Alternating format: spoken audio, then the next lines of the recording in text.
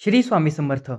थांब माझ्या लेकरा, आज कपाळावर घामाचे थेंब आणि मनात अपयशाची तीव्र निराशा घेऊन एका कोपऱ्यात शांत बसला आहेस ना. रात्रंदिवस मेहनत करूनही, प्रामाणिकपणे स्वतःला झोकून देऊनही जेव्हा अपेक्षेप्रमाणे फळ मिळत नाही, तेव्हा मन पूर्णपणे खचून जाते. माझे कष्ट वाया का गेले? देव माझ्याच बाबतीत असा आंधळा का झाला आहे? हा प्रश्न तुला आतून पोखरत असेल. पण भक्ता, आज तुझे हे डोळे पुस आणि अक्कलकोटच्या स्वामी समर्थांच्या हा ब्रह्मांडातला सर्वात मोठा संदेश ऐक. निसर्गाचा नियम आहे, पेरलेले कधीच वाया जात नाही. कष्टाचे फळ तुला नक्की मिळणार, हा स्वामींचा शब्द आहे. पण मेहनत करताना नकळतपणे तुझ्याकडून अशा काही चुका होत आहेत, ज्या तुझ्या यशाचा मार्ग रोखून धरत आहेत. आज या महाप्रवासात मी तुला त्याच चुकांबद्दल सावध करणार आहे आणि कष्टाने सोने करण्याचा तो महामार्ग दाखवणार आहे. स्वामी तुझ्या पाठीशी उभे आहेत. आता निराश होण्याची अजिबात गरज नाही. कष्ट करताना माणसाकडून होणारी पहिली आणि सर्वात मोठी चूक म्हणजे फळाची प्रचंड घाई. आज काम सुरू केले की उद्या लगेच त्याचा मोबदला पाहिजे, हा मानवी स्वभाव आहे. विचार कर लेकरा, जर एका झाडाला सुंदर फुले आली आहेत आणि तू केवळ उत्सुकतेपोटी किंवा घाईपोटी त्या फुलाला रोज ओढून पाहत राहिलास की याचा आंबा कधी बनणार, तर ते फूल झाडावर गळून पडेल. त्याला कधीच गोड फळ लागणार नाही. निसर्गात प्रत्येक गोष्टीला एक ठराविक वेळ लागतो. तू कष्टाचे बी पेरले आहेस ना, मग आता झाडाला पाणी घालत राहा. त्याची काळजी घे. वेळेच्या आधी आणि नशिबापेक्षा जास्त कोणालाच काही मिळत नाही. तुझी ही घाईच तुझ्या कष्टाचे फळ कडू करत आहे. संयम राखायला शिक भक्ता, कारण जितका वेळ फेळ पिकायला लागेल तितकीच त्याची गोड आथांग असेल. जंगलात एक शिकारी कुत्रा लहान सशाच्या मागे धावतो. तो ससा आपल्या जीवाच्या भीतीने पळत असतो आणि कुत्रा केवळ आपल्या एका वेळच्या भुकेसाठी पळत असतो. बऱ्याचदा तो ससा कुत्र्याला चुकवून पळून जातो, कारण सशाचा हेतू जीव वाचवण्याचा असतो. पण जेव्हा एक सिंह शिकार करतो, तेव्हा त्याचा हेतू केवळ भूक भागवणे नसतो, तर जंगलावर आपले साम्राज्य टिकवून ठेवणे हा असतो. आज तू जे कष्ट करत आहेस ना, त्याचा हेतू काय आहे? केवळ 2 वेळची भाकर कमवणे किंवा इतरांना दाखवणे की स्वतःचे एक साम्राज्य उभं करणे? जर तुझा हेतू लहान असेल, तर तुला मिळणारे फळही लहानच असेल. कष्टाच्या मागे एक मोठा उदात्त आणि खंबीर हेतू ठेव. जेव्हा तुझा हेतू सिंहासारखा मोठा असेल, तेव्हा यश तुझ्या पायाशी लोळणं घेईल. जर तू आजपासूनच लहान गोष्टींसाठी रडणे बंद करून सिंहासारखा मोठा हेतू ठेवणार असशील, तर कमेंटमध्ये आत्ताच टाईप कर, माझे ध्येय सिंहासारखे मोठे आहे. अनेक लोकांची एक सवय असते, ते एखादं नवीन काम सुरू करण्यापूर्वीच अख्ख्या जगात त्याचा गाजावाजा करतात. मी आता असं करणार आहे, मी असे पैसे कमवणार आहे, मी हे करणार आहे, मी ते करणार आहे, मी असा बदल घडवणार आहे. बघता, ही तुझी दुसरी मोठी चूक आहे. जेव्हा तू कष्टांचा, तुझ्या स्वप्नांचा गाजावाजा करतोस, तेव्हा तुझ्या मनातील जी आंतरिक ऊर्जा काम करण्याची वापरण्याची असते, ती केवळ बोलण्यात आणि कौतुकात मिळवण्यात वाया जाते. याशिवाय जगातील नकारात्मक लोकांची नजर तुझ्या कामावर पडते ती वेगळीच. कष्ट नेहमी इतक्या शांततेत आणि मौनात कर. जेव्हा तुझा विजय होईल, तेव्हा त्या विजयाचा शंखनाद अख्ख्या ब्रह्मांडात झाला पाहिजे. तुझे काम बोलू दे, तुझे तोंड नाही. उन्हाळ्याच्या दिवसात जेव्हा कडक ऊन पडते, तेव्हा जमिनीवरची माती पूर्णपणे सुकते. तिला भेगा पडतात. पाहणाऱ्याला वाटते की ही माती आता निरुपयोगी झाली आहे. इथे काहीच उगवू शकत नाही. पण जेव्हा पावसाचा पहिला थेंब त्या मातीवर पडतो, तेव्हा त्याच मातीतून एक सुंदर सुगंधी सुवास बाहेर येतो आणि काही दिवसातच ती माती हिरवीगार होते. आज जर तुझ्या आयुष्यात संकटाचे कडक ऊन पडले असेल, तुझे कष्ट वाळून गेले आहेत असे वाटत असेल, तर घाबरू नकोस. स्वामींच्या आशीर्वादाचा पाऊस तुझ्यावर जेव्हा पडेल, तेव्हा तुझ्या याच चुकलेल्या कष्टांमधून यशाचे मोठे कोंब बाहेर येतील. परिस्थिती कितीही कठीण असली, तरी आतला ओलावा म्हणजेच मनातील भक्ती आणि प्रामाणिकता कधीच चुकू देऊ नकोस. पाण्याची गरज आहे म्हणून एका माणसाने जमिनीवर खणायला सुरुवात केली. त्याने 10 फूट खणले. पाणी लागले नाही म्हणून तो कंटाळला आणि दुसरीकडे खणायला गेला. तिथेही 10 फूट खणले. पाणी नाही लागले म्हणून तिसरीकडे गेला. असे करत त्याने 10 वेगवेगळ्या ठिकाणी 100 फूट खड्डा खणला. पण त्याच्या हाती शेवटी फक्त थकवा आणि निराशा आली. जर त्याने एकाच ठिकाणी 100 फूट खड्डा खणला असता, तर त्याला नक्कीच गोड पाणी लागले असते. लेकरा, तुझी ही तिसरी चूक आहे. तू एका कामात कष्ट करतोस. थोडे अपयश आले की तू काम सोडून दुसऱ्या कामाच्या मागे धावतोस. सातत्य हा कष्टाचा आत्मा आहे. जोपर्यंत तू एकाच ध्येयावर ठाम राहत नाहीस, तोपर्यंत स्वामी तुला फळ कसे देणार? एकाच ठिकाणी ठाम राहा, पाणी नक्की लागणार. जर तुला हा सातत्याचा नियम समजला असेल आणि तू एकाच ध्येयावर ठाम राहणार असशील, तर कमेंटमध्ये आत्ताच लिहा, माझे ध्येय निश्चित आहे. आपल्या घरातील कोपऱ्यात राहणाऱ्या एका लहानशा कोळ्याकडे कधी लक्ष देऊन पाहिले आहे का तुम्ही? तो कोळी अतिशय कष्टाने आपले जाळे विणतो. घराची साफसफाई करताना आपले ते जाळे एका झटक्यात तोडून टाकतो. तो कोळी रडत बसतो का? तो नशिबाला दोष देतो का? नाही. आपण जाळे तोडताच तो कोळी त्याच सेकंदाला पुन्हा नवीन जाळे विणायला सुरुवात करतो. आपण जितक्या वेळा तोडू, तितक्या वेळा तो नव्याने उभा राहतो. तू तर माणसाचा जन्म घेतला आहेस. मग एकदा अपयश आले, तर लोकांनी तुझे कष्ट धुळीस मिळवले म्हणून तू हात जोडून का बसला आहेस? कोळ्यासारखी जिद्द ठेव. जोपर्यंत शरीरात श्वास आहे, तोपर्यंत प्रयत्नांचे जाळे विणणे थांबवू नकोस. तुझा हा प्रयत्न पाहून स्वामी स्वतः तुझ्या यशाचे साम्राज्य विणतील. देवाने प्रत्येकाला आपापल्या कर्माचे पात्र दिले आहे. कष्टाच्या मैदानात धावताना माणसाकडून होणारी चौथी चूक म्हणजे स्पर्धा आणि तुलना. तू शेजाराच्या पात्रात डोकावून पाहतोस की त्याच्या पात्रात किती मोठे फळ मिळाले आहे आणि स्वतःच्या पात्राकडे पाहून दुःखी होतोस. भक्ता, जेव्हा तू धावताना स्वतःचा ट्रॅक सोडून दुसऱ्याकडे ट्रॅककडे पाहतोस, तेव्हा तुझी गती मंदावते आणि तुझा पाय घसरण्याची शक्यता जास्त असते. त्याचा संघर्ष वेगळा आहे. तुझे नशीब वेगळे आहे. तुला कोणाला हरवायचे नाहीये. तुला फक्त स्वतःच्या जुन्या आवृत्तीला हरवायचे आहे. जेव्हा तू स्वतःची स्पर्धा करशील, तेव्हा तुला कष्टाचा थकवा कधीच जाणवणार नाही. समुद्राच्या उधाण आलेल्या लाटांवर लाकडाचा एक ओंडका तरंगत असतो. लाटा त्याला डावीकडे नेतात, कधी उजवीकडे फेकतात. कारण त्या लाकडाला स्वतःची कोणतीही दिशा नसते. पण त्या समुद्रात एक मोठे जहाज सुद्धा चालत असतं. त्या त्या लाटा त्यालाही धडका मारत असतात. पण जहाजाकडे सुकाणू असते, एक दिशा असते. त्यामुळे ते जहाज लाटांना चिरून आपल्या ध्येयापर्यंत पोहोचते. आज तुझे आयुष्य त्या लाकडासारखे दिशाहीन झाले आहे का? लोकांनी टोमणा मारला की तू निराश होतोस. परिस्थिती बदलली की तू कष्ट करणे सोडतोस. तुझ्या आयुष्याची सुकाणू स्वामींच्या हातात दे आणि मनाची दिशा निश्चित कर. बाहेरचे वादळ कितीही मोठे असले तरी तुझी दिशा पक्की असेल तर तू शिखरावर नक्की पोहोचणार. जर तुझ्या आयुष्याचे नियंत्रण तू स्वामींच्या हातात दिले असतील तर कमेंटमध्ये आत्ताच टाईप कर, स्वामी माझे सारथी आहेत. तुला एका खोलीतून दुसऱ्या खोलीत जाण्यासाठी दरवाजा उघडावा लागेल. पण जर तू दरवाजा सोडून खोलीच्या सिमेंटच्या मजबूत भिंतीला दिवस रात्र पूर्ण ताकदीने धक्का देत राहिलास तर काय होईल? तू घामाघूम होशील. तुझे शरीर थकेल. तुझे स्नायू दुखतील. पण ती भिंत एक हिंचही हलणार नाही. संध्याकाळी तू म्हणशील की मी खूप कष्ट केले पण मला फळ मिळाले नाही. लेकरा, कष्टाला बुद्धीची आणि योग्य दिशेची जोड असणे गरजेचे आहे. केवळ शारीरिक मेहनत कष्ट नव्हे, तुझे कष्ट योग्य दिशेने जात आहेत का याची तू काळजी घेतली पाहिजेस. तू योग्य जागी ऊर्जा लावत आहेस का याचा विचार कर. डोळे बंद करून अंधारात बाण मारणे म्हणजे योग्य दिशा पकड. स्वामी तुला प्रकाश दाखवतील. एक शेतकरी जेव्हा शेतात धान्य पेरतो तेव्हा काही दिवसांनी त्या धान्यासोबत विनाकारण वाढणारे तण सुद्धा उगवते. जर शेतकऱ्याने ते तण वेळेवर उपटून टाकले नाही तर ते तण मुख्य पिकाचे सगळे पाणी आणि खत शोषून घेते, ज्यामुळे मुख्य पीक वाळून जाते. कष्ट करताना तुझ्या मनात सुद्धा असेच अनेक संशयाचे, भीतीचे आणि आळसाचे तण उगवत असते. माझे कसे होणार? लोक काय म्हणतील? मी हारलो तर? हा मनातील कचरा उपटून फेकून दे. हा कचरा तुझ्या कष्टाची संपूर्ण ऊर्जा शोषून घेत आहे. मनाला स्वच्छ ठेव. तिथे फक्त स्वामींचे नामस्मरण आणि ध्येयाचा विचार असू दे. पीक सुवर्ण रंगाचे येईल. एक धावपटू शर्यतीच्या मैदानावर उभा आहे. पण धावण्यापूर्वी जर त्याने आपल्या पाठीवर 50 किलो वजनाचे दगड भरलेले पोते बांधले तर तो किती वेगाने धावू शकेल? तो 2 पावले टाकेल आणि दमत खाली पडेल. भक्ता, तू सुद्धा तुझ्या पाठीवर भूतकाळातील अपयशाचे, चुकांचे आणि दुःखाचे जड पोते घेऊन धावण्याचा प्रयत्न करत आहेस. काल काय झाले? कोणी तुला फसवले? तुझे कुठे नुकसान झाले? हे सगळे आठवून आजचे कष्ट खराब करू नकोस. भूतकाळ हा गेलेला काळ आहे. त्याला तू बदलू शकत नाहीस. पण वर्तमान काळ तुझ्या हातात आहे. ते ओझे आत्ताच खाली टाक आणि हलक्या हाताने नव्या आशेचा कष्टाचे पाऊल घे. जर तू भूतकाळाचे ओझे सोडून आज नव्याने सुरुवात करण्यासाठी तयार असशील तर कमेंटमध्ये आत्ताच लिहा, मी नव्याने सुरुवात करणार आहे. रात्रीच्या अंधारात जळणारा एक साधा दिवा बघ. त्या दिव्याला प्रकाश देण्यासाठी 3 गोष्टींची गरज असते: पात्र, तेल आणि वात. जर पात्रात तेल भरपूर असेल पण वात नसेल तर प्रकाश पडणार नाही. जर वात असेल पण तेल नसेल तर दिवा एका सेकंदात विझून जाईल. तुझे जीवन हे त्या दिव्याचे पात्र आहे. तुझे कष्ट म्हणजे त्यातील तेल आहे आणि स्वामींवर असलेला तुझा विश्वास ही त्या दिवाची वात आहे.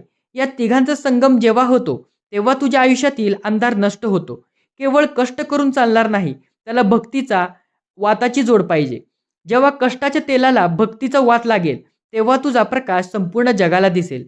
कष्ट करताना माणसाकडून होणारी 7वी मोठी चूक म्हणजे कृतज्ञता.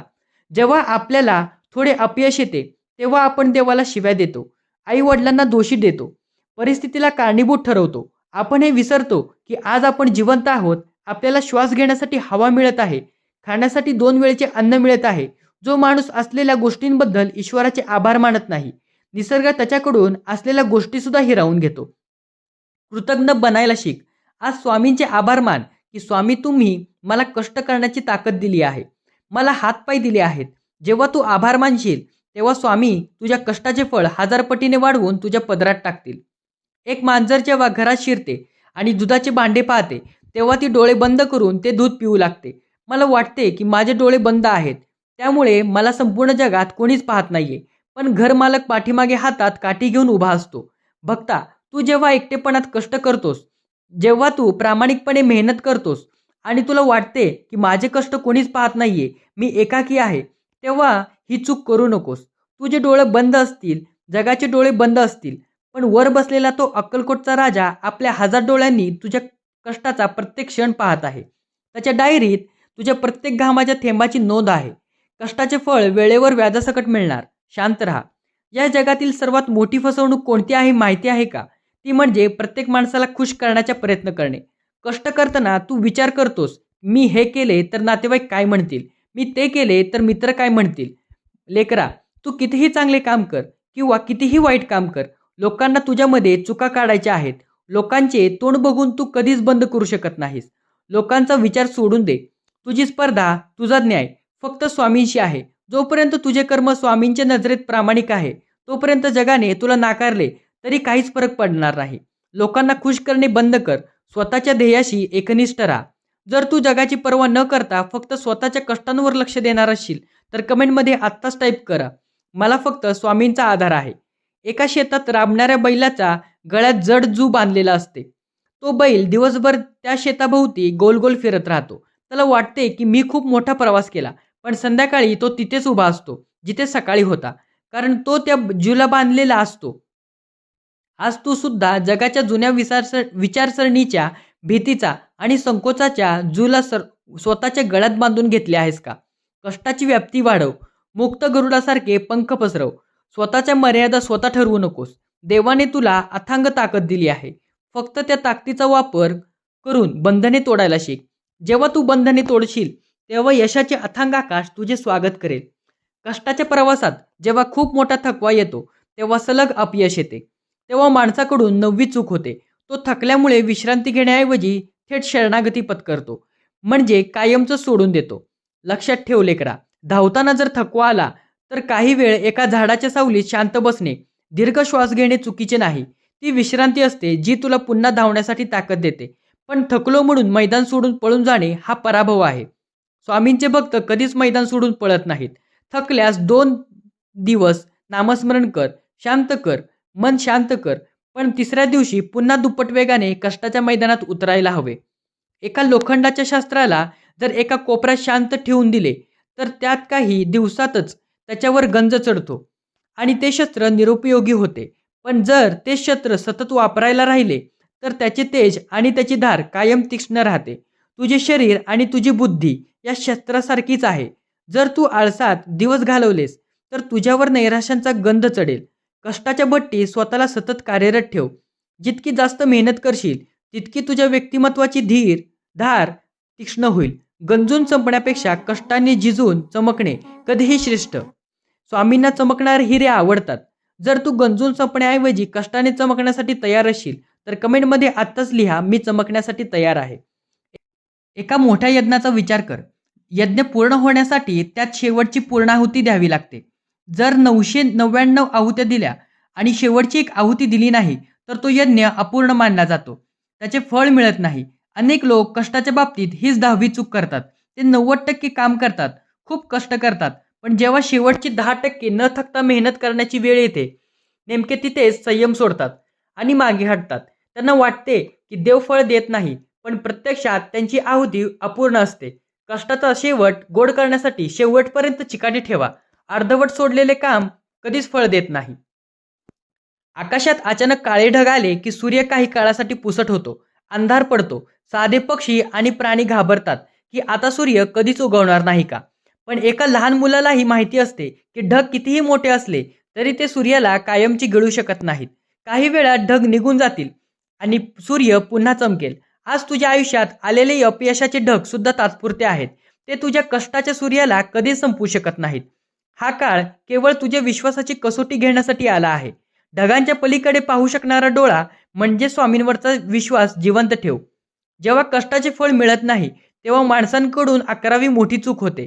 तो स्वतःचे कष्ट वाढवण्याऐवजी खोट्या अंगठ्या, दोरे, तांत्रिक-मांत्रिक आणि किंवा चमत्कारांच्या मागे धावू लागतो आणि तो विचार करतो, की कोणाचा तरी जादूचा प्रयोग होईल आणि माझे नशीब बदलेल. भक्ता, या भ्रमातून आजच बाहेर पड. अक्कलकोटचे स्वामी समर्थ कधीच अंधश्रद्धेला थारा देत नाहीत. कष्टाला कोणताही पर्याय नाही. जगातली कोणतीही अंगठी किंवा दोरा तुझ्या कष्टाशिवाय तुला श्रीमंत करू शकत नाही. तुझा घाम हाच तुझा सर्वात मोठा उपाय आहे. कष्टावर विश्वास ठेव, चमत्कारांवर नाही. जर तुझा फक्त कष्टावर आणि स्वामींवर विश्वास असेल तर कमेंटमध्ये आत्ताच टाईप कर, माझे कष्ट हाच माझा उपाय. वाळवंटातील वाळूवर जेव्हा तू पाऊल टाकतोस तेव्हा तिथे एक सुंदर पाऊल खूण उमटते. पण मागून येणारा हवेचा एक जोरात झोत ती पाऊल खूण एका सेकंदात पुसून टाकते. जगाचे टोमणे, लोकांचे अपमान हे त्या हवेच्या झोतासारखे आहेत. ते तुझ्या कष्टाच्या पाऊल खुणा पुसण्याचा प्रयत्न करतील. पण जोपर्यंत तुझी पावले जमिनीवर घट्ट आहेत, तोपर्यंत हवेचा झोत तुझे पाय उखडू शकत नाहीत. लोकांनी कितीही प्रयत्न केले, तरी तुझ्या कष्टाचे अस्तित्व ते कधीच मिटवू शकत नाहीत. कष्टाचा पाया इतका मजबूत ठेवा, की वादळे थकून जातात. कष्ट करताना माणसाकडून होणारी 12वी चूक म्हणजे शरीराकडे आणि आरोग्याकडे केलेले दुर्लक्ष. रात्रंदिवस पैशाच्या मागे धावताना, काम करताना जर तू तुझ्या शरीराला योग्य विश्रांती दिली नाहीस, योग्य अन्न दिले नाहीस, तर एक दिवस हे शरीर साथ सोडून देईल. कमावलेला सगळा पैसा दवाखान्यात निघून जाईल. हे शरीर म्हणजे स्वामींनी तुला दिलेले एक पवित्र मंदिर आहे. त्याचे रक्षण करणे तुझे कर्तव्य आहे. शरीर सुदृढ असेल तरच तू मोठे कष्ट करू शकशील आणि मिळालेल्या यशाचा आस्वाद घेऊ शकशील. कष्टासोबत शरीराची काळजी घेणे ही चूक कधीच विसरू नको. डोंगराच्या पायथ्याशी उभा असलेला माणूस जेव्हा वर पाहतो, तेव्हा डोंगराची अथांग उंची पाहून तो भीतीने गळपाटतो, की मी इतका डोंगर कधी चढू. पण जेव्हा तो खाली पाहतो आणि आपल्या पायाखालच्या रस्त्यावर एक एक पाऊल टाकायला सुरुवात करतो, तेव्हा त्याला कळतही नाही की तो कधी शिखरावर पोहोचला. ध्येय मोठे आहे म्हणून घाबरू नकोस. आज तुझ्या हातात जे काम आहे ते अत्यंत प्रामाणिकपणे कर. रोजचे एक पाऊल तुला डोंगराच्या शिखरावर नक्की घेऊन जाईल. कष्ट करताना माणसाकडून होणारी 13वी मोठी चूक म्हणजे चुकीच्या माणसांसोबत संगत. तुझ्या आजूबाजूला जर असे मित्र असतील जे सतत नकारात्मक बोलतात, कष्टाची थट्टा उडवतात, तुझ्याने हे होणार नाही असे म्हणतात, तर अशा लोकांपासून आजच हात जोडून लांब राहा. चुकीची संगत तुझ्या मनातील आत्मविश्वासाची संपूर्ण ऊर्जा शोषून घेते.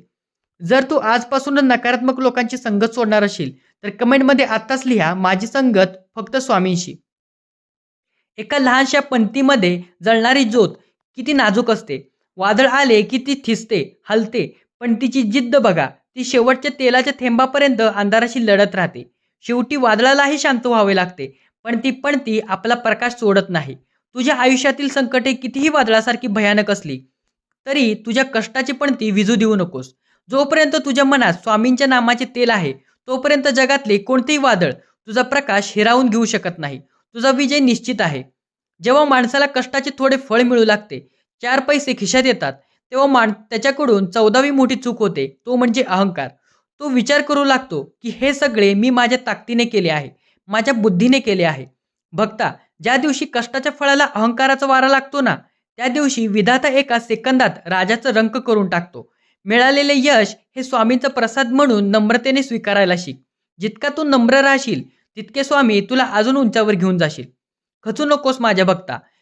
जेव्हा संपूर्ण जग तुझ्या कष्टाची थट्टा उडवेल, जेव्हा तुला वाटेल की माझे कोणीच नाही, मी पूर्णपणे हरलो आहे, तेव्हा अक्कलकोटच्या स्वामी समर्थांचे हे अभयवचन मनावर कोरून ठेव. भिवू नकोस, मी तुझ्या पाठीशी आहे. हे वचन केवळ ऐकण्यासाठी नाही, तर ही एक ब्रह्मांडीय ढाल आहे जी तुझ्या पाठीशी 24 तास उभी असते. स्वामींनी तुझा हात धरला आहे, ते तुझ्या कष्टाचे फळ वाया जाऊ देणार नाहीत. योग्य वेळ आली की ते तुला कष्टाच्या सुवर्ण सिंहासनावर बसवतील. विश्वास घट्ट ठेव. जर तुझा स्वामींच्या या सुवर्ण वचनावर अखंड विश्वास असेल तर कमेंटमध्ये आत्ताच टाईप कर, भिवू नकोस, मी तुझ्या पाठीशी आहे. माझ्या लाडक्या भक्ता, आज या 30 मोठ्या अध्यायांचा महाप्रवासाचा शेवटी एक नवा सिंहासारखा आत्मविश्वास मनामध्ये जागा कर. कष्टाचे फळ नक्कीच मिळणार. फक्त आज सांगितलेल्या चुका पुन्हा कधीच करू नकोस. आळस, घाई, गाजावाजा आणि भीती या व्हिडिओसोबतच इथेच सोडून दे. चेहऱ्यावर एक सारखे हसू आण. छाती ठोकून उभे राहा आणि तुझ्या कष्टाच्या मैदानात नव्या ऊर्जेने उतर. कष्टाचे हे सुवर्ण पर्व सुरू झाले आहे. गुलाल तुझाच आहे. शंखनाद तुझाच आहे. स्वामी तुझ्या पाठीशी आहे. जर हा अध्यायांचा महासंदेश तुझ्या आत्म्याला भिडला असेल तर कमेंटमध्ये आत्ताच लिहून टाक, माझ्या कष्टाचे फळ मला मिळणार. श्री स्वामी समर्थ. हा व्हिडिओ प्रत्येक खचलेल्या आणि कष्ट करणाऱ्या मित्राला नक्की शेअर करा. चॅनलला सबस्क्राईब करा. श्री स्वामी समर्थ.